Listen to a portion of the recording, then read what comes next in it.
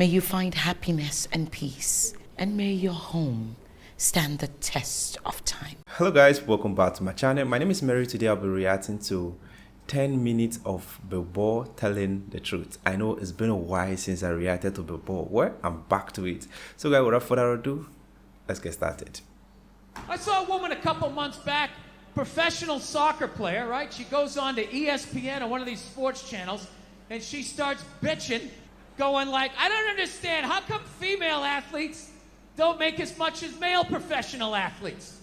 Right? And all of these men had to sit there and act like they didn't know what the answer was. They had to sit there like dumbfounded, like, oh, I don't know. Why is that? That is a conundrum. I have no idea. Literally, I'm sitting at home screaming at the TV because you don't sell any fucking tickets! Nobody is going to women's soccer games. You're playing in a 20,000-seat arena. 1,500 people show up. That's not a good night. The promoter lost his fucking ass on that gig. I don't know. I find a lot of that racial stuff like fascinating. You know, like the different rules of like who gets in trouble, who doesn't. Like I've noticed black people have the genius to put the curse word after they say the race of the person, where white dudes, we always put it in front. And if we would just make that little adjustment, we could save so many careers, so many jobs could be saved in the white community if we would just put it after. You never notice that in conversation? You hear a black guy being like, man, I was standing there, this Asian motherfucker came in, he starts talking about, you don't even hear it. You're just sitting there, oh, what did this Asian motherfucker do? I would love to hear the rest of this story, right? Dude, I would tell the exact same story, right? I'm standing there, right? This fucking Asian comes in, right? Everybody's all like, whoa, whoa, hey, easy, Jesus, dude. What year is it, you know? It's like, dude, I just said what he said. I just preempted the fuck. That's all I did. He suggested he's hooking up with people's mothers. I'm not even doing that. It's just a quick, I got it out of the way. I got it out of the way. It's just how I talk. This fucking guy came in, this is fucking Asian. Yeah, there's nothing stopping you other than the fact that you guys are just into destroying each other. No, now it's gonna get quiet. I see all that sneaky shit you do. Ladies, if you could just support the WNBA the way you support a fat chick that's proud of her body and is no longer a threat to you, you know? That league would be doing better numbers than the NBA. Oh my God, that's one of the saddest things I've ever seen. Oh my God, you're a goddess. You're gorgeous. You look great in that bikini. I would kill myself if I looked like that. Keep eating, keep eating. Lose a toe, you fat bitch. It's just... That's how it's become. Fucking US, everything's so goddamn... Every fucking joke you tell. Well, what did you mean about that? I didn't go to the gym today. Are you calling me fat? I feel fucking triggered. Gotta fucking apologize to everybody. This is how screwed up my country is right now. You know Bryan Cranston, right? That dude did a movie. He played a quadriplegic, and people gave him shit. Being like, why is there an able-bodied person playing a quadriplegic? It's like, it's because it's called acting, you dumb fuck. See, if he was a quadriplegic playing a quadriplegic, that's not acting. That's just fucking laying there saying shit that someone else wrote.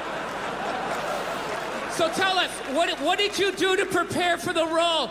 Well, I dove headfirst into the shallow end of a pool when I was 23. I feel like I've been preparing for this role for my whole life. Right, what is up next for you? Well, they're gonna do a reboot of Top Gun. I'm gonna fly it with my tongue. And the co-pilot's gonna be transgendered. So everybody will be happy. She won't die. Her discarded dick will block her head from the canopy. There'll be a gender-neutral bathroom on the plane. How fucking dumb is that? That's literally like watching a movie. Why didn't you have a murderer play a murderer? And how come the guy he shot, I saw him in another movie? I mean, what the fuck is going on?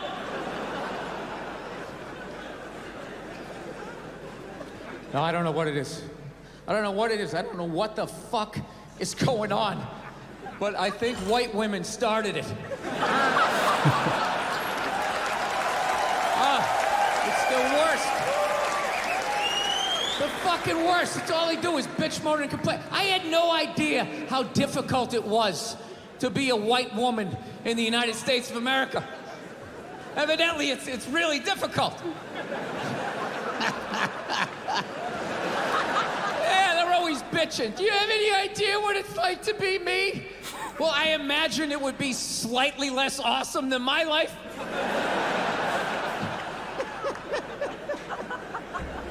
What happened to you today, sweetheart, huh? Did they not chill your rosé? You know? Was the trolley not running down at the mall? What happened? No, it's unreal. I'm really fucking annoyed how white women have the fucking balls to throw my white privilege in my face, you know? Sort of separate themselves from these white males with their white male privilege. It's like, bitch, you're sitting in the jacuzzi with me. The fuck are you talking about? Yeah, quit your fucking whining.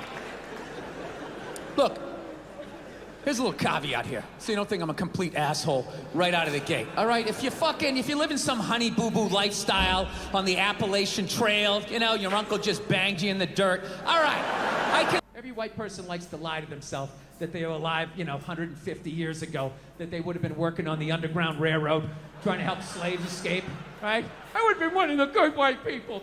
I would have taken time out of my day, risked my life, and the reality is you'd be doing back then exactly what you're doing today.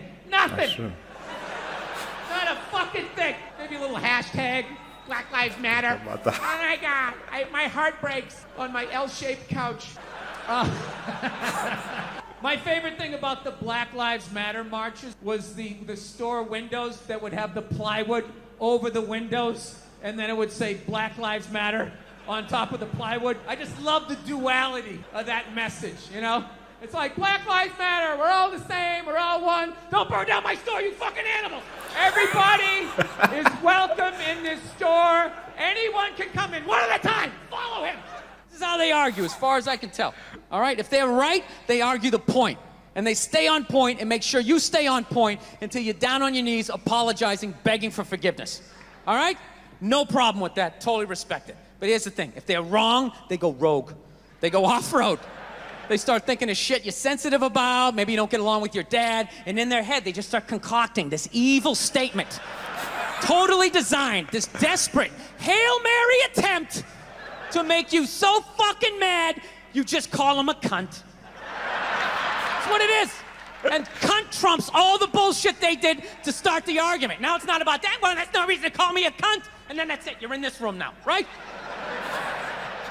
My girl knows my big fear in life is to be that dude who grows old, grows old alone, has like that basement apartment, just screaming up at the younger couple, turn it down! That isn't music!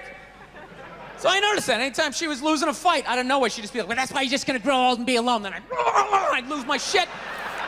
The next thing you know, I'm in the kitchen washing dishes for the 9th fucking time in a row. This is what the argument was about. I was so right. What happened? So if you learned anything from my ignorance tonight, just know this. Next time you're in a battle with your beautiful woman, your wife, girlfriend, whatever, and they start out of nowhere, okay? You're winning, and they just start saying that crazy shit out of nowhere. Just know in that moment you've won the fight, okay? All right? Don't get mad. Bob and weave, slip all of that shit. Maybe because you got a little dick. Just let that slide. Stay in the pocket of the argument. Okay? It's over. The argument is over. You've won. Just take a knee and run out the clock. All right? Yes. Lean on the ropes. Let them punch themselves out. And then in the end, you throw their psychology right back at them. Well, maybe we should discuss it later when you calm down. And they won't hook up with you for a couple of days. Who cares? Who cares? You rub one out. Rub one out like a man. It's the champagne of victory. No means no, that's another one. No means no. It's like, no, it doesn't. All right? Look, no means no. No, that means no, all right? But no, stop it. What are you doing? Oh my God. You're being so bad. Stop it. No. Yeah, that's not a fucking no. That means I want to do it, but I'm afraid you're going to judge me, so I'm just going to make it look like it was your idea so you don't figure out that I've already performed this act with 40 other fucking people, right? But then you go to court and you get a bad read and there's some guy reading it. Your Honor, she said no. Stop it. What are you doing? You're being so bad. Yeah, and you're just sitting there like, she didn't fucking say it like that. She didn't say it like that. Guys, this is lovely. You know, this is the reason why I love Burr.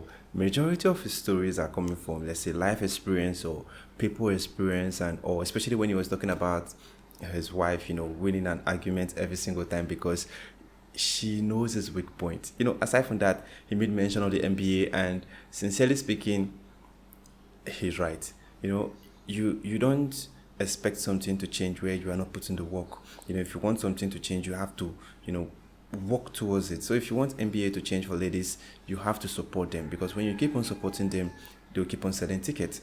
You see, and so many other things he said, especially the Black Lives Matter, the races, and all. You know, these are kind of our everyday life things we experience every day, even if maybe not in similar, you know, situation or scenario, but it's almost alike. That is one thing. You will surely get, you know, the joke, and you will surely laugh because of how he put his words and how, you know, he talks out of experience. Guys, this is a living legend. Like, Burr is a living legend, and everything he said is true. You know, based on the title, he said 10 minutes of Burr telling the truth, which is absolutely correct, because whatever he has said today is the perfect truth. And well, this is a beautiful one coming from Burr. I will want to check out more of his video. If you have any recommendation, let me know in the comment section. If it is the first time visiting the channel, click on the subscribe button. Thanks for watching, and remain blessed.